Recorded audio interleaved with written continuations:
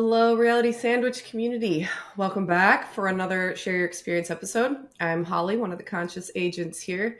And today I am joined by Ian McCall, a name you may or may not recognize. And I'm going to let Ian introduce himself. Thanks so much for being here with me today. I'm stoked to get into our topics. Thank you very much for having me.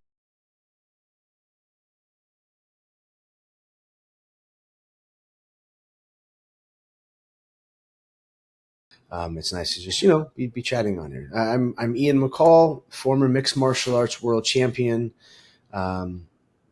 currently a traumatic brain injury researcher and CEO of a nonprofit, the nonprofit in the space that's doing traumatic brain injury research using athletes as our case studies.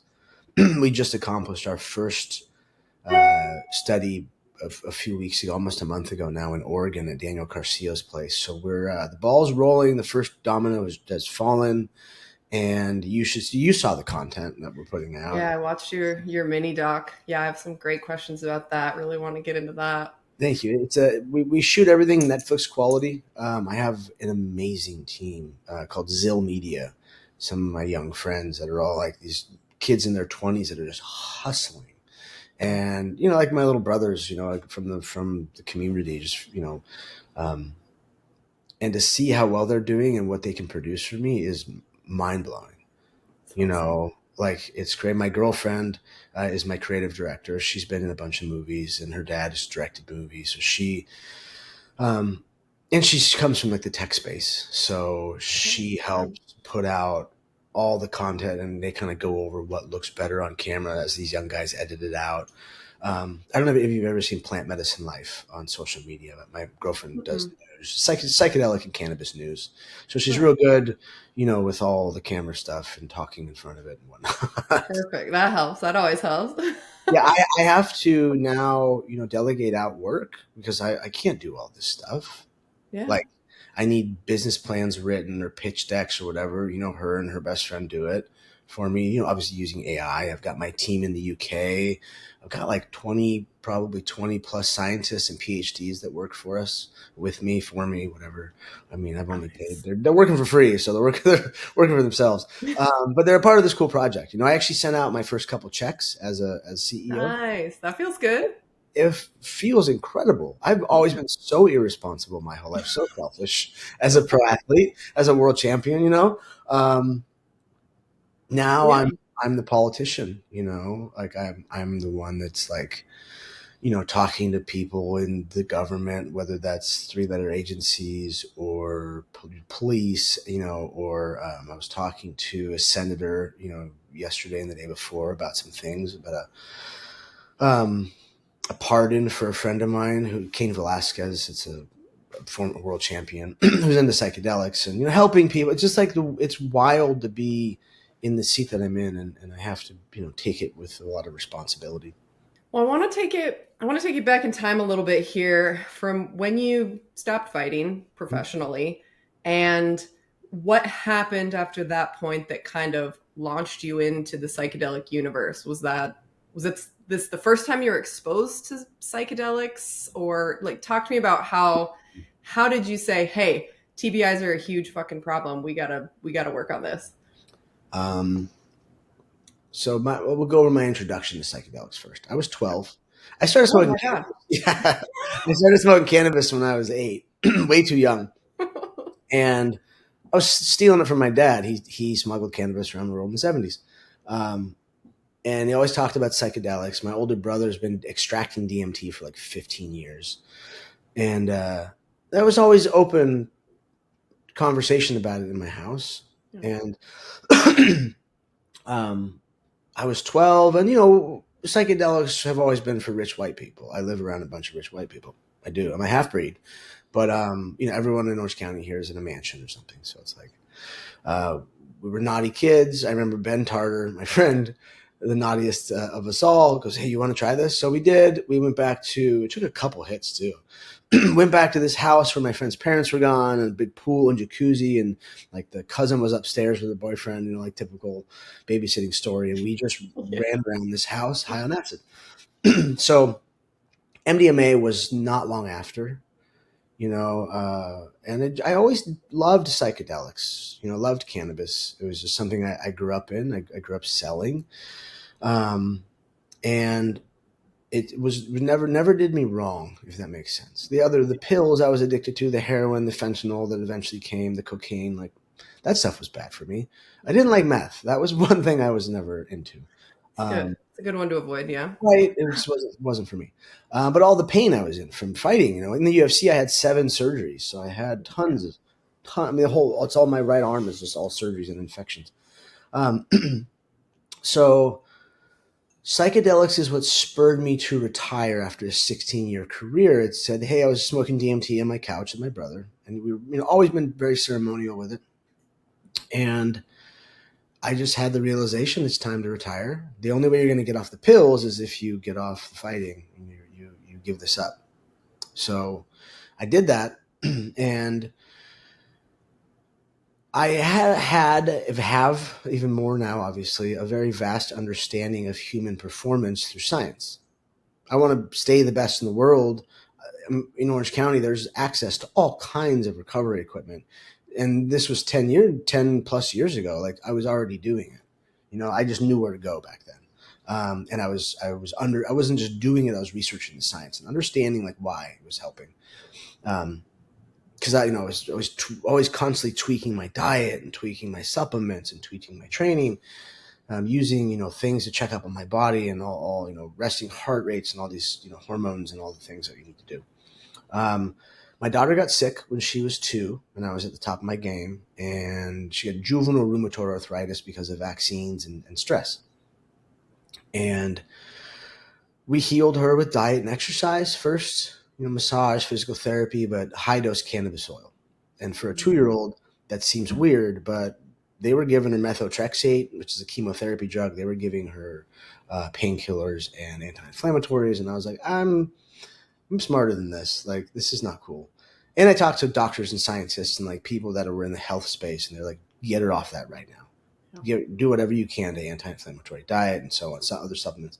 The cannabis was it worked. She's now a super athlete trying to play college volleyball, and so freaky athletic. It's wild because we didn't give her any of the junk food for years. She doesn't have any of the skin issues most kids have.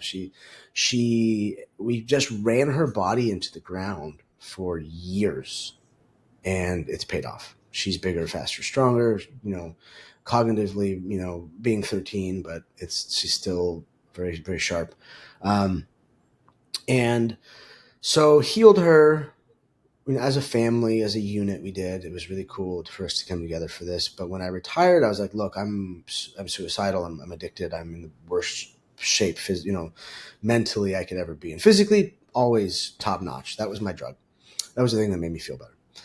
So I just turned to my brother. I turned to science. I turned to Joe Rogan. I turned to my friends in the cannabis industry that we were already, producing microdose. The first microdoses I saw were about a decade ago, and maybe a little less. And I started to use them. I started to understand. I read all the white papers from every researcher you can think of. And I've spoken to these people who are now my friends, with Matthew Johnson and Dr. Fadiman and all these people that, I can text or email or whatever, call, if I need, and they want to work with me, and they were the first people to call me out on this. Like, who are you and what are you doing with our industry? Because I was able to jump over them and set up a psilocybin study in 2019 with the UFC and Johns Hopkins.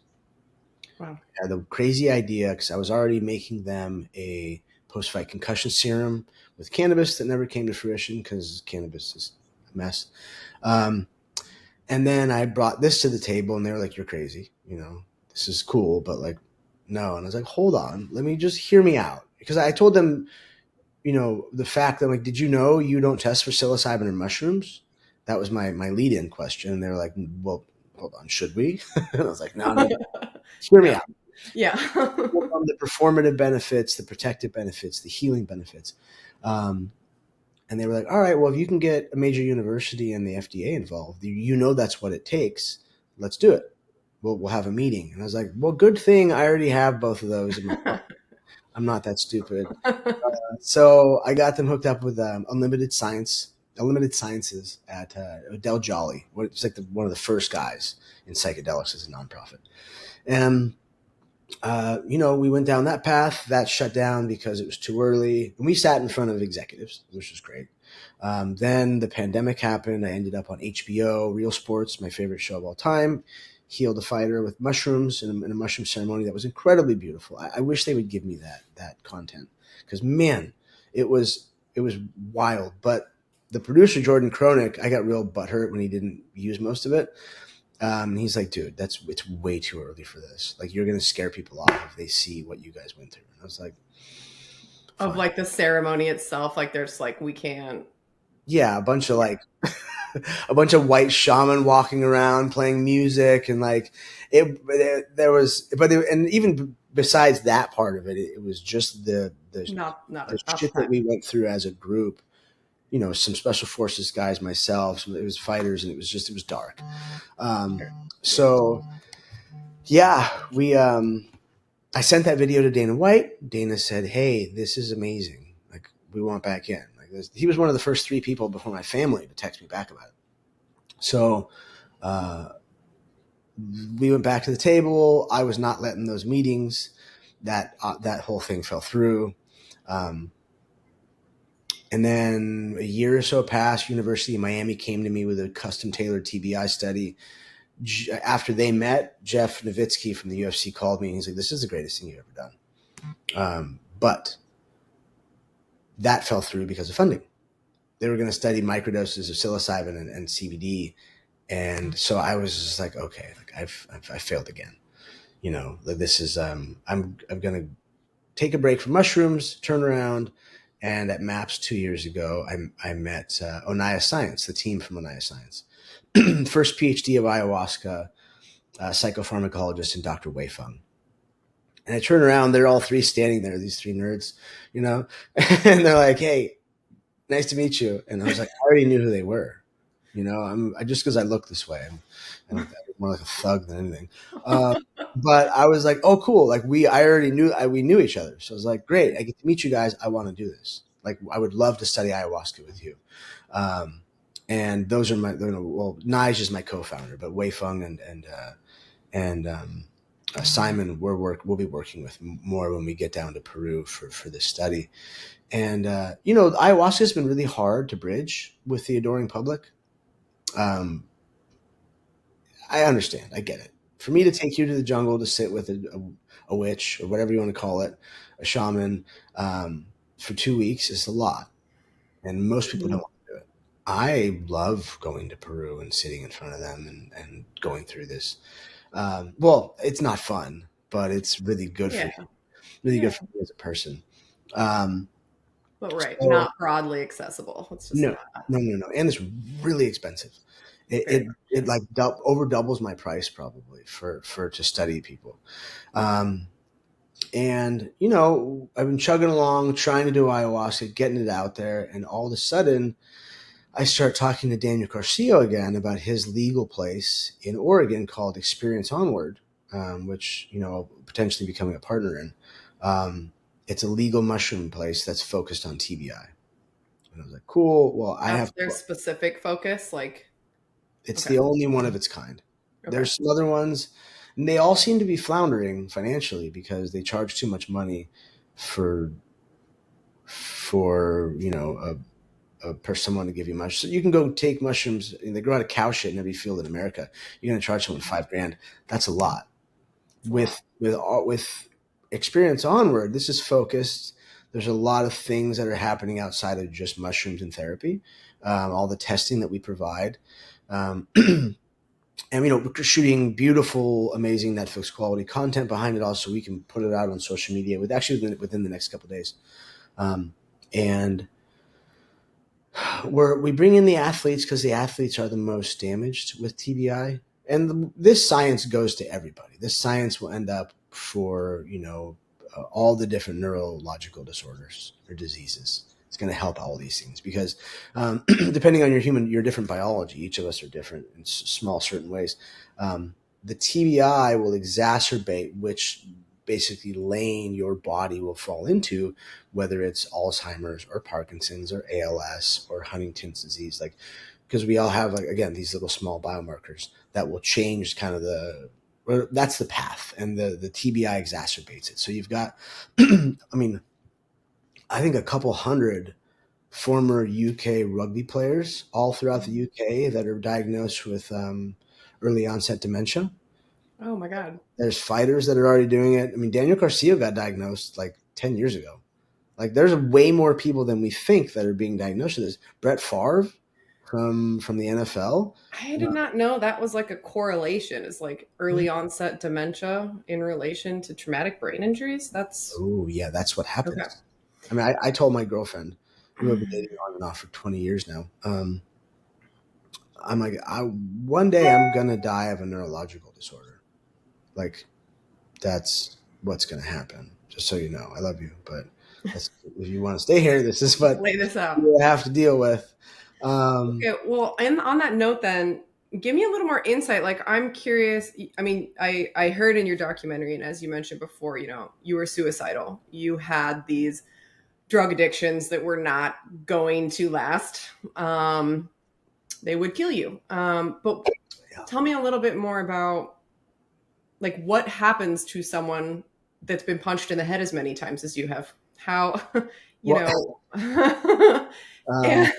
I want to hear more about, like, your personal, what was happening to you before you started working with psilocybin, and what has happened to you after.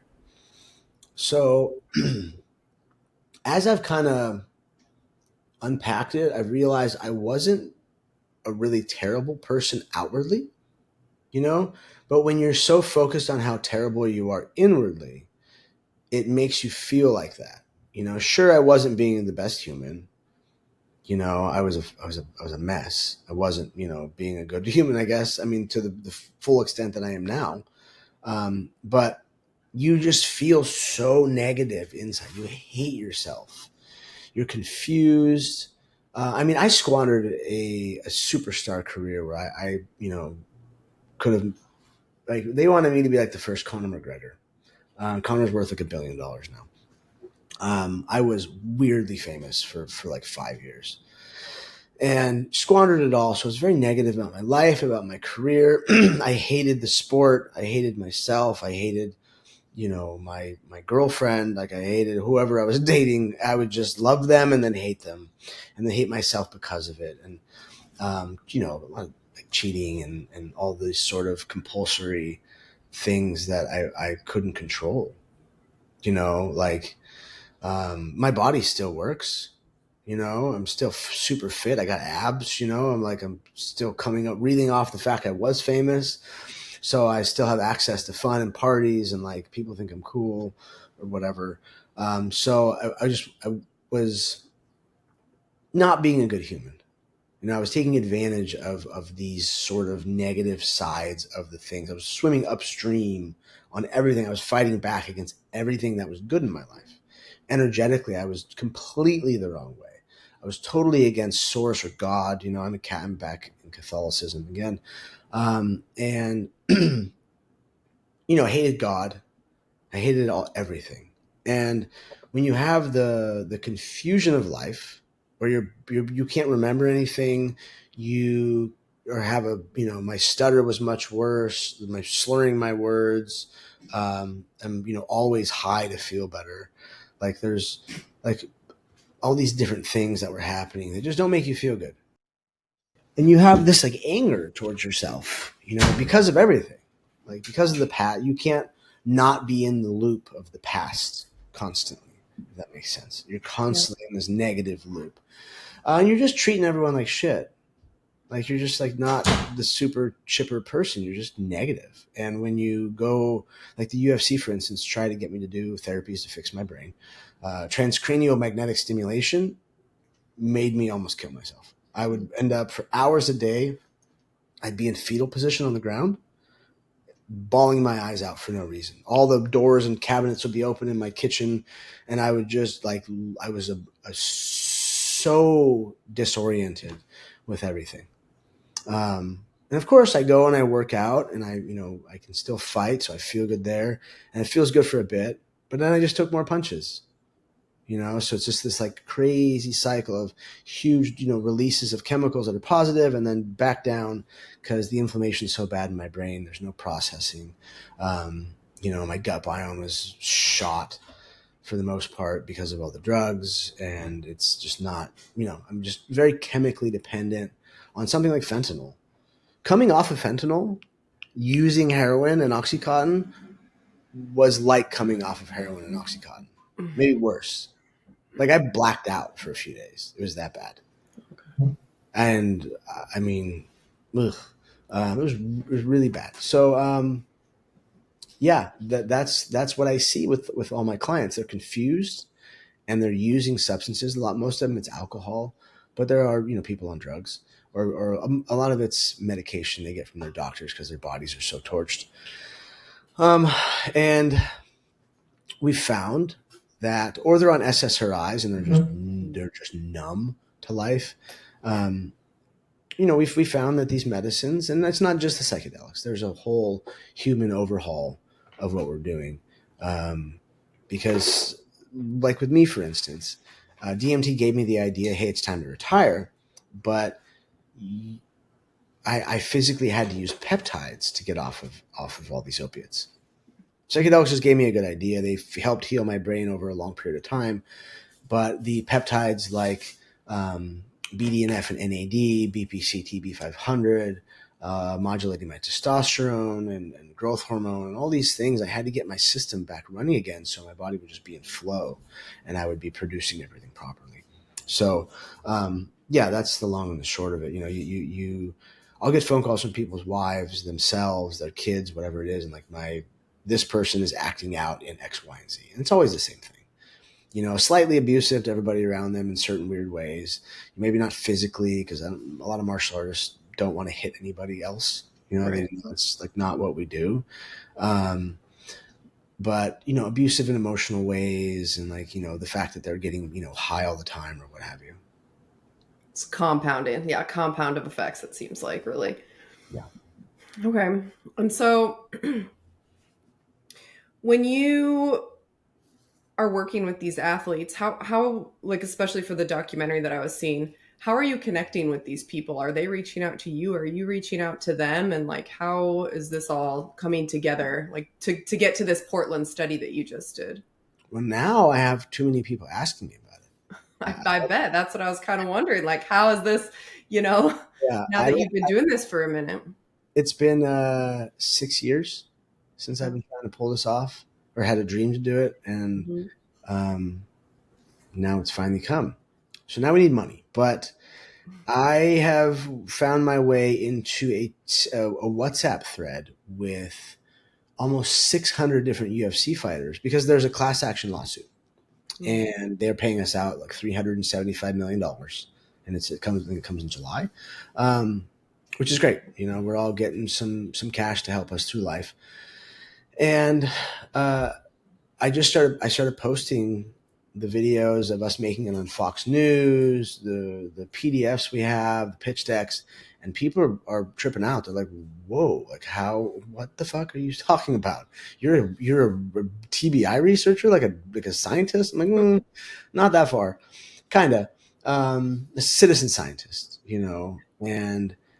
I've just always had scientists that you're working with those, it's like they all work with me. I had a very high intellect for this my whole life. This is where I belong. This is what I wanted to be as a kid, was a scientist. So it makes sense. There's also a class action lawsuit with UK rugby players, which we're in touch with. We're now in touch with former heavyweight champions in boxing, and the greatest surfers of all time. Kelly Slater has been a huge motivation to me in my life as a friend, like in the psychedelic space. Like he's on the board of directors at Rhythmia. Most people don't know that. I did not know But that. he just became a dad, and like it's cool to see him, finally like stop surfing and just be a parent. That's the thing with these athletes as they grow, as they get older. It's like, what's next?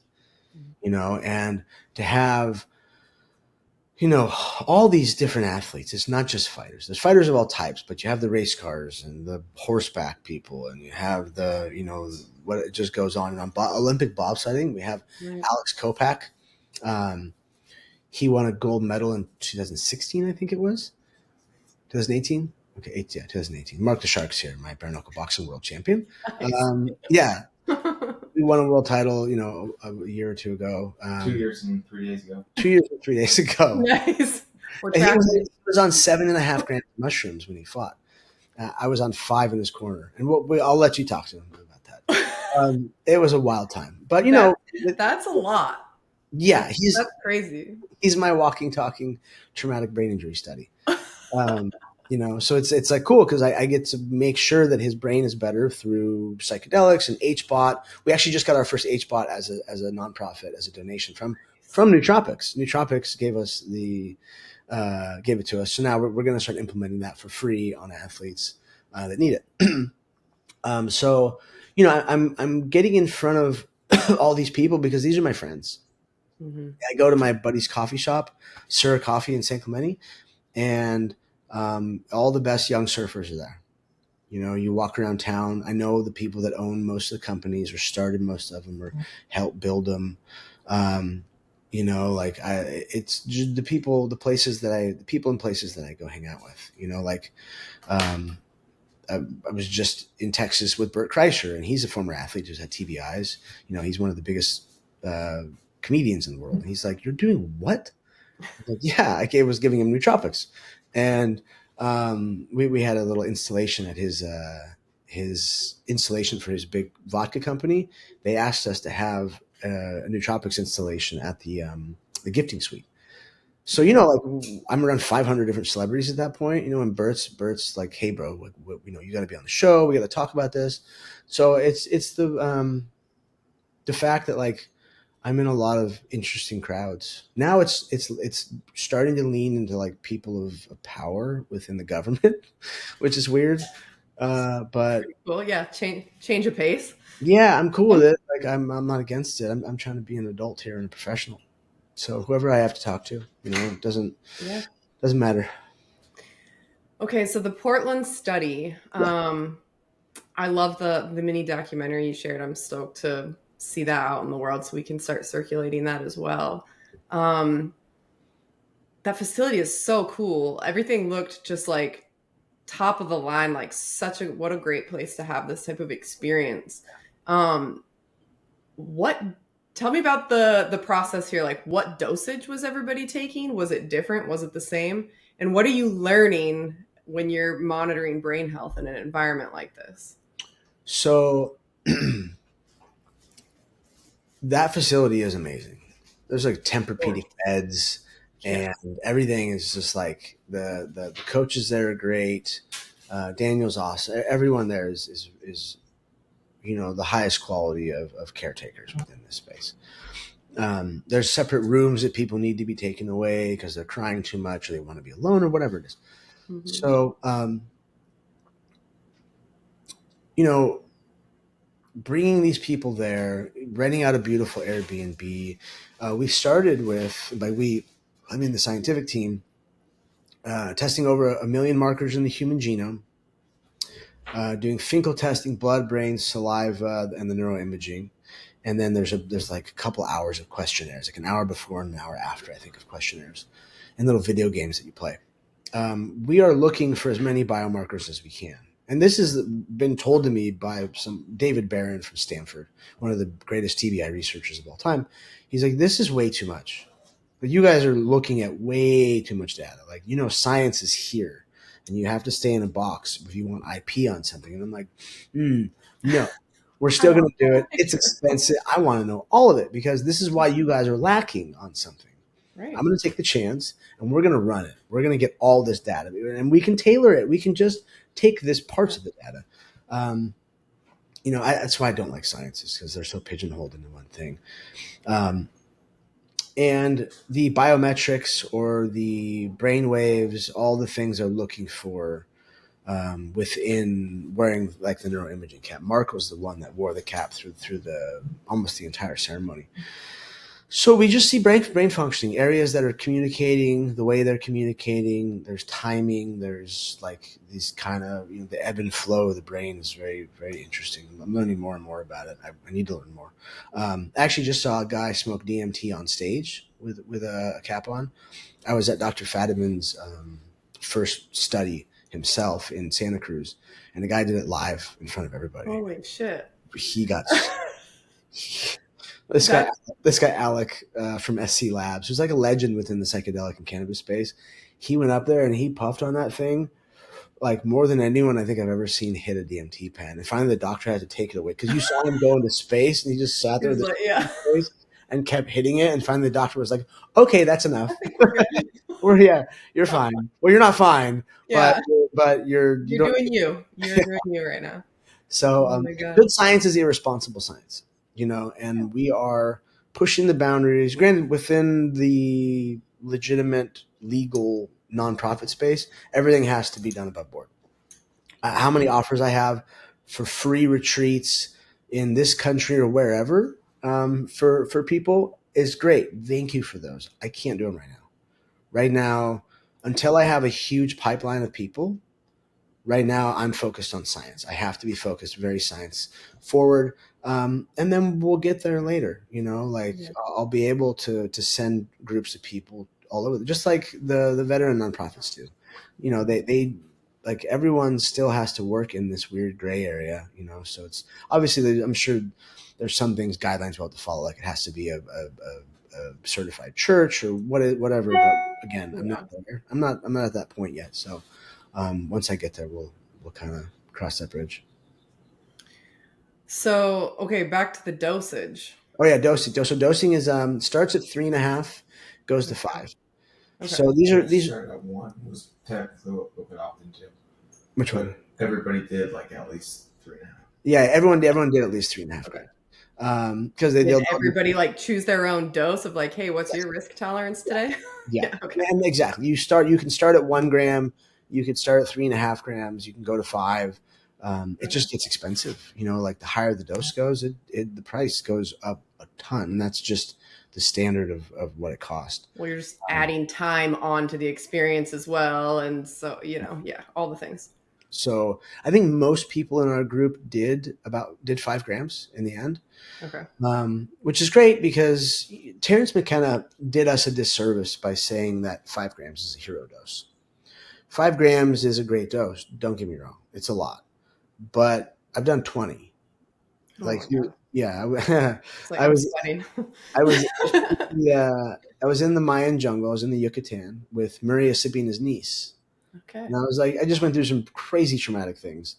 I was like, they asked me what I was like, can I do 20? There's a long pause and a lot of talking about it.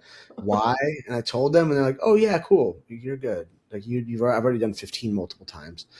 I did 15 grams with like 13 different mushrooms in it. So the spectrum was the most visual, like I've gone real far, so hero dosing, I think should be appropriated to like 10 grams plus, but whatever, names are silly. Anyways, it's just a 5 gram dose. Everybody's experience is going to be different no matter what. So, yeah. So we had great experience. It's hard, this is not easy because 5 grams is not supposed to be easy. You come here and you suffer. Like that's what it is you suffer for 6 hours and then you feel better. And if you look into something like Buddhism, the 4 noble truths are all about suffering. To reach enlightenment in this world, to feel better, one must die before they die, as all the ancients say, and you must suffer to find the enlightenment within you. Because I don't know why. That's how God made it. I don't fucking know, man. It's rough, but I thoroughly enjoy the process of the suffering. So I'm trying to teach others to really embrace it and just know that like once we get through it, then there's a lot. That's when the work starts. But this is when you find real enjoyment out of life, especially post-career. Post-career, usually life is not fun for most people. Even they'll have a job. Everyone has to have a job usually. Unless you're like Chuck Liddell, you get paid to be like. I have a few friends who just get paid to be them for the rest of their life. That's pretty rare. Yeah. Yeah, most people have to get normal jobs, and you live as the normal mundane life, So you just have to learn how to recalibrate and find a new version of flow state. So the Portland study was kind of the first of its kind, and as far as what you were monitoring. Yeah. And when do you plan to do another one? Is this this is fundraising dependent at this point? Like we got to get some money. Very much so. So we are raising money at the moment. Okay. We have the pitch decks and we have everything ready. Daniel's presenting in front of a bunch of people. I'm sending out to a bunch of people.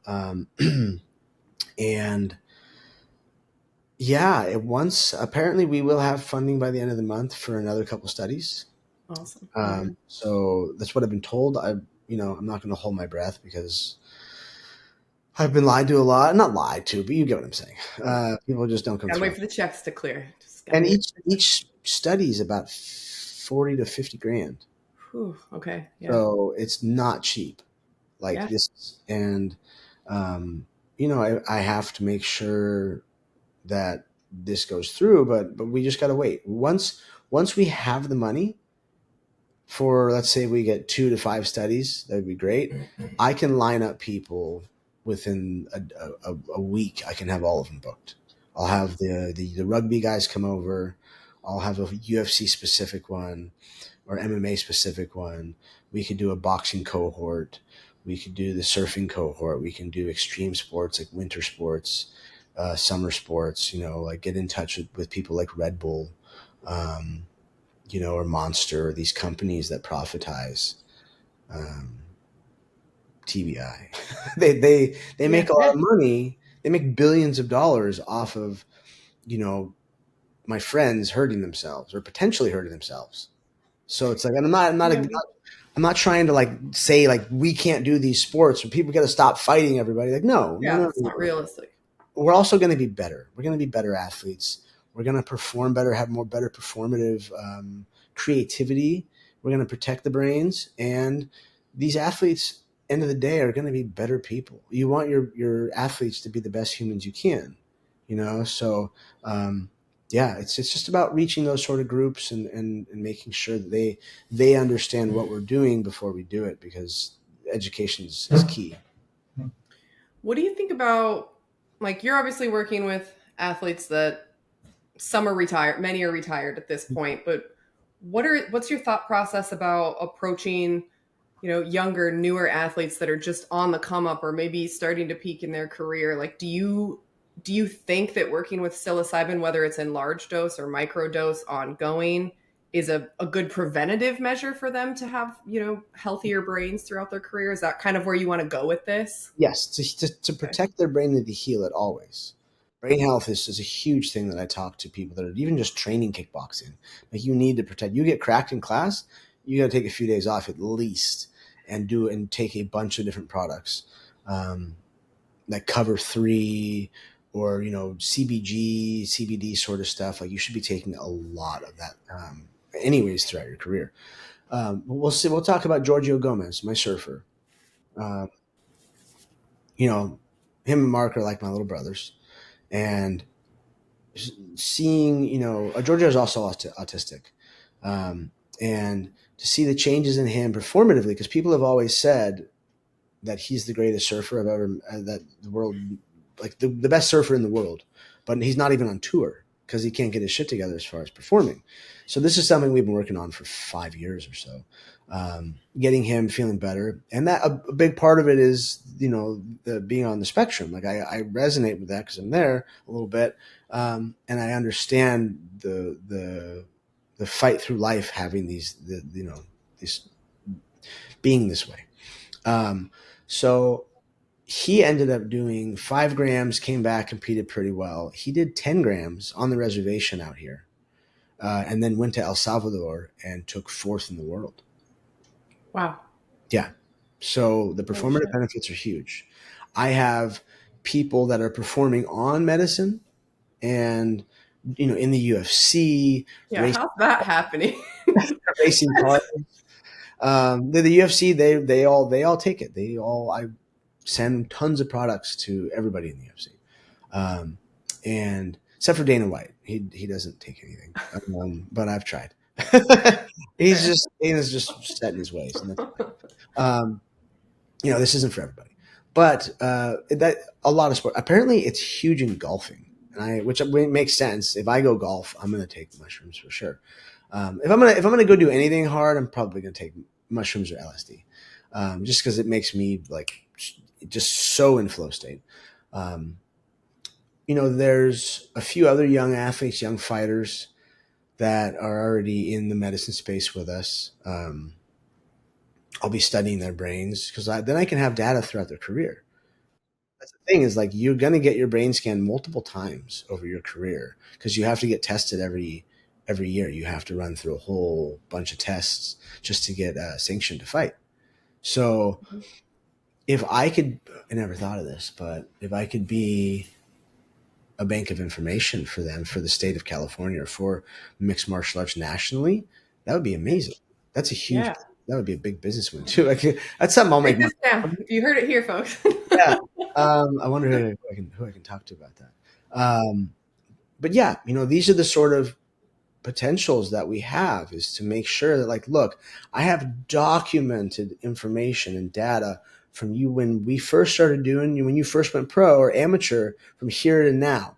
And we see you haven't been keeping up with your brain health. Your brain health is lacking. This is the point we're at, and we don't want to see you go over that. So I recommend retiring, or I at least recommend going to do something like Ibogaine, who's going to reverse the age of your brain by 5 years. Ooh, yeah. Talk to me about Ibogaine. That's something that I love anytime I can talk to people about Ibogaine, because it blows my mind the things that people share with me, like the instant light bulb change in their life. Well, we're trying to get that same data that Martin Polanco and Tom Fiegel and them have on Ibogaine, on ayahuasca and on mushrooms. Obviously Ibogaine works very differently. Scientifically, yeah, there's it's very much different. Psychedelically, very different. I hated it. I went to Beyond, I don't know how many months ago. Beyond itself is incredible. Yeah, wonderful people over there. Are amazing there. Tom, I'm working with them. Brad Burge is my PR agent, and he's paid for by them, by the initiative for Ibogaine. Like I almost went to Aspen a few weeks ago to sit with like 13 different senators and governors to talk about Ibogaine reform. So it's our rock star of psychedelics right now, and I think it probably always will be. I feel like it could end the opioid crisis. Yes, for sure. I mean, when I went down there, I wasn't coming down off of drugs. I wasn't like, in real bad shape or anything. But I'm patient zero for the nonprofit, so I have to go try everything out. And it just called to me. I'm all about brain health, so I'd love to, fix my brain even further. So I went down there, and I just done ayahuasca with Heroic Hearts Project. So I sat with a bunch of veterans in Peru at La Medicina. Emotionally, I was very healed. So I didn't have this like wild trip that was like super hard on my, my emotions. I just had the darkest visions I've ever seen in my life for 6 hours play in front of my face. And then, you have 6 hours of visuals and then 6 hours of post wobbly, drunken visual. It's just weird. Have you done it? I haven't done that yet. That's why I'm so curious, because I just am like eating up people's stories. The women that were in our group loved it. They had a great time. They had a really, really good time. And one of the women, she was in one of the other hospital beds. She looked over at me and was like, "Oh my God, you look so peaceful." And you were smiling and laughing. And I was laughing because it was really screwed up. It was like melting people and murder and war and just some weird stuff. Trying to get through it. Yeah, I was like, okay, I got a long open up my eye and try and see the clock. It was just hard because it's weird visuals that are wavy. And okay, I got like 4.5 more hours. This is great. But I got out quick. It metabolized quickly, and I'm able to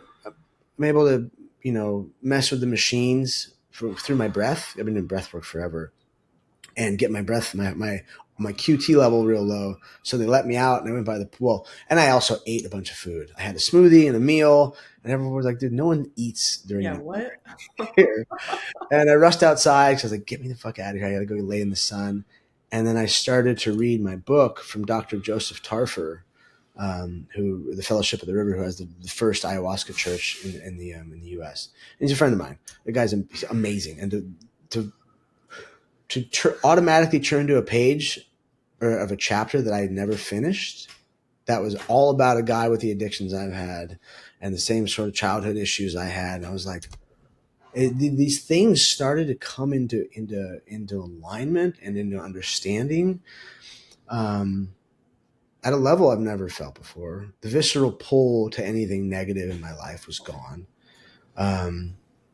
And the people that I met there were stellar, still friends of mine, very high achieving. There's like a billionaire there. There's these other really cool people who are helping me with business. But everything just started to align. I was able to bring like my for-profit off the shelf because the nonprofit's running and kind of start to work on that now. And it was energetically, it really put me in the right direction. Physically feel great, cognitively feel great, emotionally very stable. Just obviously I'm still a human. I still fuck up here and there, with whatever it is, but that's life. Everyone still loves me. I'm not doing anything too bad. Like realistically, I'm not ruining my life anymore with so yeah. Ibogaine has been really, really effective. And also to see the people coming off of alcohol, coming off of methadone, coming off of whatever pills they're on, like, or whatever drugs they're on in general, is crazy. Adderall, like they're reset within 48 hours, they're off it. And the 48 hours is really rough. You are detoxing. They don't mention that. They just say, "Oh, you're off within 48 hours." It takes 2 weeks or a month of detoxing and just compresses it into like 2 days. And people are still on IVs and they're high on benzos and they're just like fucking going through it really hard. But I'd rather do that. If I ever somehow got back on heroin again, especially if your brain just like, you no longer want to identify with those drugs or the person you were when you took them. Yeah, of course. I would do, Yeah, totally. Like all kinds of things that I hear, even just people with like anger management. Oh, hey, I'm not going to, beat up on people anymore because why would I do that? I'm not that person. Or just crazy shit that I've heard about Ibogaine. Like, no, that was a different person yesterday. I don't do that now. I don't want that anymore. Yeah, the billionaire I was with, he said it cured him of his narcissism. And he's one of the most powerful people in the world. I'm not going to say who it is, but it works in the political space. You'll text me later. Tell me. Yeah. And he's actually really big in the psychedelics. He's doing a lot of amazing things, but there's that. Like, the interactions I saw, one of the women there was just reframed her entire way to work with clients. Work with people that work for her. Like, completely reset as boss. Like, how am I, like, whoa, I was being a piece of shit to these people. Like, I can't do this anymore. Yeah. And then wanted to talk to you about it. And you're like, okay, I guess that's what we're talking about right now. Yeah. I'm cool, trying to get a tan. I'm like, yep, all right, let me have it. Like, this is great. And post journey, it has just been enlightening to see the things that come up in my own life, the things that come up in these other people's lives that I was there with them for 10 days at most. Most of them I was there with for a few days because everyone's coming and going.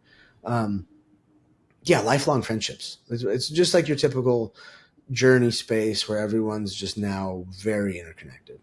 Yeah. So what do you think about microdosing in brain health? Do you think that there are as many benefits to sticking with a microdosing program, or do you think it really takes some of these larger doses to see actual tangible changes in the brain? Oh, microdosing is good enough. Yeah. Especially for someone who's trying to tiptoe in. Yeah, that's what I'm thinking. Like, get off their SSRIs and you don't, you're on your SSRI, you overlap the microdose and then you kind of start to taper after a month or two. you start to feel better, you'll feel better, Yeah. you know. Or with the TBI stuff, you just taking a microdose, and I always like to layer on supplements and peptides if I can, but it works really well. Very, very, very, very, very good results we've seen with the patients who have, whether it's the TBIs or my friends' parents that have Alzheimer's, or all these different things. My cousin died of ALS last year, and Sorry. that was rough. ALS is quick and Brutal. brutal. Brutal. And I remember when I got home from ayahuasca, a few years ago, I was like, hey, I was at my nephew's wedding, and I nudged my brother and my mom, and I was like, what's up with Owen? Like he's just an asshole. And I was like, no. He's always been an asshole. Something different. There's something's wrong, and they're like, whatever. Everyone's drunk, I'm sober. I literally just got out of the jungle, so I could feel everything. And 2 years later, he's dead. I started giving him psychedelics about 9 months into his ALS, and to see the happy, healthy person that came out of it, like my family thanks me every time I see him, because I gave him mushroom, but like he gave himself a second chance at life and happiness for that short amount of time he was here. Right. It didn't stop the disease, but at that point it was far too late. And even that, like we're gonna die. That's just how this works. This ride, no one gets through this without it. But if you can just extend it out, like one of my friends I was talking to this morning about giving his dad just a little better feeling upon the fact that his mom just died. She was going through dementia. The dad didn't tell anybody he was going through dementia. And now it came out that he wasn't able to take care of his wife properly. And imagine the guilt and the confusion. It's just like all these things like, okay, let's just get him some dosing and we'll go from there. And I always end up recommending a large dose, whether it's with the dementia or not. Because if you look at Johns Hopkins research, end of life distress, that was their biggest bank of information, their first bank of information. Yeah. And I've talked extensively with Matthew Johnson about this. He's actually joining the team. I'm stoked. The first professor of psychedelics. Like, he's such a cool person. The results, most people say, and it's hard to say it in front of their kids, but like, this is the most important thing I've ever done. And they were taking 20 to 30 gram doses of synthetic psilocybin in a doctor's office too. Yeah, controlled setting. But that's what we need. Yeah, I was just meeting with someone last week who his mother had a very rare form of Alzheimer's, and like a good Southern Christian woman, like just the conversation around psychedelics was a huge fucking leap. But he got her on board to start, dosing a few grams here and there. And it was incredible, the results he was seeing with her, like behind, outside of medical intervention. Family doesn't know, doctors don't know because it's just a little too taboo for them. But as her caretaker, he's, spending a day of dosing with his mom. And she would go from being almost nonverbal, barely able to dress herself, couldn't walk around the house. And she would end up having extended periods of time where she could dance around, go play in her garden, take walks, go on hikes, communicate, get dressed, and then it would kind of dwindle and they'd have to like re-up. And that's the kind of thing that I'm so curious about understanding is like, and that we can only learn through science is dosing, frequency, regularity, like getting closer to the prescription of this for people so we can really like fine tune who needs what and when. Like that's what really, really excites me, because I think we'll get mass adoption when we have that, since it's just in line with how we dose things pharmaceutically. And that's exciting to me. That's what my my for-profit does. I take the information I learned with my athletes and family and people like that, and got a bunch of high net worth individuals where it's stacking the psychedelics and the food and the exercise and peptides, all for biohacking reasons, for trying to heal them, whether it's from cancer or these neurological things or whatever it is. Like they come in for a full overhaul, and I'm able to just kind of guide them through it and educate them about it, and it's beautiful work. This is like, it makes me feel so good, especially to get paid for this sort of stuff. It's pretty cool. Yeah, heck yeah. It's awesome. Okay, so when is the public going to be able to check out the documentary? What's next in that realm? It will be posted within the next day or two, I do believe. Okay, Then we have a bunch of clips. Each person has a couple clips to post to their social media. So yeah, it's going to be great. it's extensive. We're going to have a lot of content, and built into the next raises for money is more content. This is how we get it out. People want me to shoot a documentary right now, and I'm like, no, that's too much. I don't want to. I have no interest right now at all. Um, let's shoot this content, and we'll. YouTube's big enough. We can monetize YouTube. We can't. I mean, Netflix is they're not gonna give a shit for what we want. And it's just a lot of effort for something I don't think we're ready for. So I think we put out this quality of content with this many celebrity athletes, and we have a huge net to cast. We get a lot of funding coming in so we can help a lot of people who can't afford it.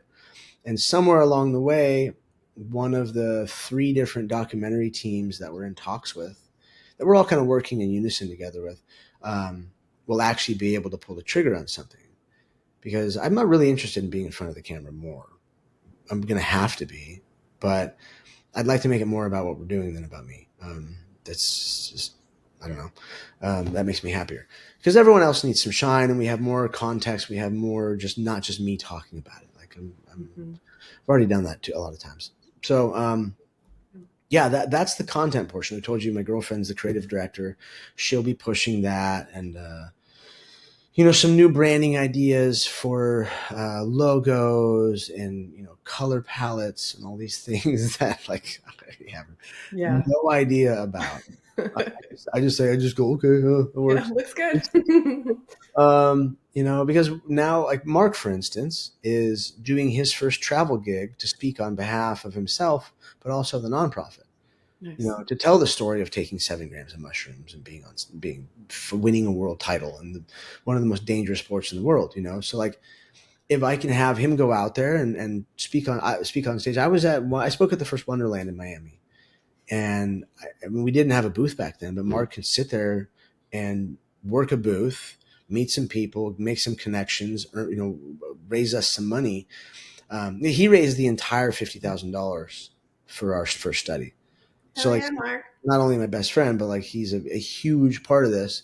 So I'm stoked. Giorgio might go out with him. It's just like the fact that I can sit back and kind of manage everything and just like, okay, I've done 5 years of traveling, and it's driven me insane. So now I'm just trying to just sit back a little bit, delegate out stuff, and go, all right, like let's captain this ship and just really focus on the things that I need to do instead of being so scatterbrained. Well, thanks for doing it. I mean, I'm so grateful you're using your platform and your thirst for science and knowledge to work on something that I'm passionate about. All of Reality Sandwich community is so passionate about, and it's gonna change lives. It changes lives. Thank So you. I've thank you. had really incredible people, very accomplished people. Like, I was telling Kelly, people in the UFC. I had, Tommy Chong from Cheech and Chong give me this whole talk where it's all on camera too, which is kind of cool. And he just like sits me down, taps the seat next to him, like, come here. No, really, Love, was a big fan of your career. Now this is the greatest thing I've ever seen any athlete or celebrity do. Like, you better not stop. Like, you go full steam ahead with this for as long as you can, and you make it work. And I was just like, yes, sir. Yes, Grandpa. Like, Yeah. wow. So Absolutely. I'm following, as wild as it sounds, my divine right, my divine being biblical. I don't want to compare myself to anyone biblical, but this is my Noah's Ark. This is my life's work. This is my way that I feel like I can save humanity, because I think through athletes as amazing people to look up to, role models, who have accomplished so much. If they can open up about their healing, then everybody else can. Because the manliest men and the toughest women and these people that people like cry over you winning and losing will listen to what you have to say. And especially when it comes to healing, because nobody's safe. We all have trauma. Hmm. Oh, well, thank you so much, Ian. This All right. was awesome. It was great to meet you today. Very nice to meet you, and I'm sure we'll talk again soon. And I can get you lined up with other psychedelic athletes and people of interest if you need it. Awesome. Love that.